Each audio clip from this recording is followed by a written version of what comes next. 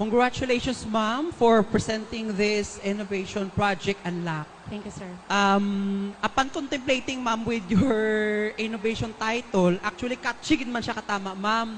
Kaso nung nagapaminsan, kuya, magabakal numeracy, it speaks about literacy.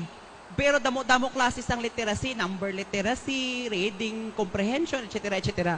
That is why, ma'am, gipangita ko, ma'am, kung anong classes ng literacy ang imo gusto ipakita sa amon. Pero diri ko siya nakita sa result. Reading, galit ni ma'am.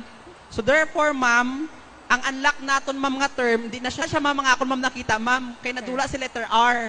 Okay. Kay dapat, ma'am, specific ka, ma'am, sa mga akon, ma'am, nakita, ma'am. Kay nadula si letter R. Okay. Kay dapat, ma'am, specific ka, ma'am, anong gusto nimo i-convey.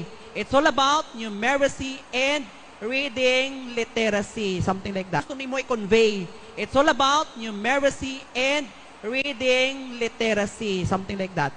Thank you, Nevertheless, ma'am, I would like to be clarified as to your figures presented. Since innovation is actually a product of research, na-confuse lang ako, ma'am. Sa pre-test, klaro-klaro katama ang figures for the enrollment. Sa post-test, ma'am, naglain ang mga figures. What happened? Nag-walk out ang mga bata? Nag-untat sila? Nag-ano sila, ma'am? Kailain nabi, ma'am, ang figures. Let's say, for example, where comes we have now data for the post-test.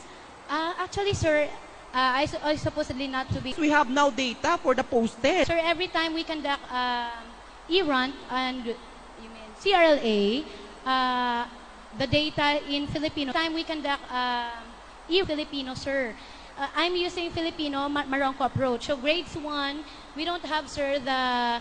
I'm using Filipino Marongko approach, since Filipino is being taught in the second quarter. So what is now our point of comparison if we don't have data for pre-test? Therefore, ma'am, I suggest nga exclude ta siya, ma'am. Kaya sa aton mga statistics, ma'am, we cannot compare kung ta siya, ma'am, kay baseline data. Because we are trying to compare nga ang baseline data. Because we are trying to compare nga ang mama mo ni siya, sa post sa muna nagwa. So since this, ma'am, of course, it should not be reported here nga may result ka for the post-test for grade 1. Nevertheless, Yes, ma'am, one more thing, the non-numerates. After the post-test, sir, it was... Non-numerates.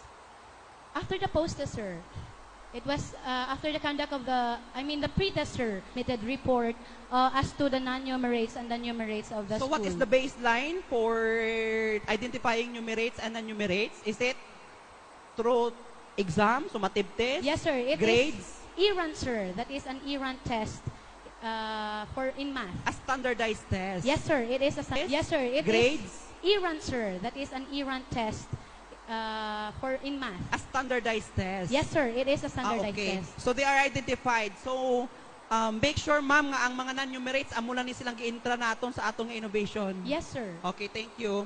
Thank you. So far, ma'am, nagali, ma'am, ako nakuha, ma'am.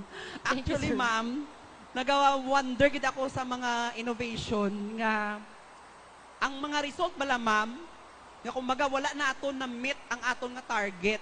So since may ara gyapon, ma'am, nga hindi pa siya gali, ma'am, ready to be advanced in the next level, what is now your suggestion or your proposal in order for them to be advanced on the next level?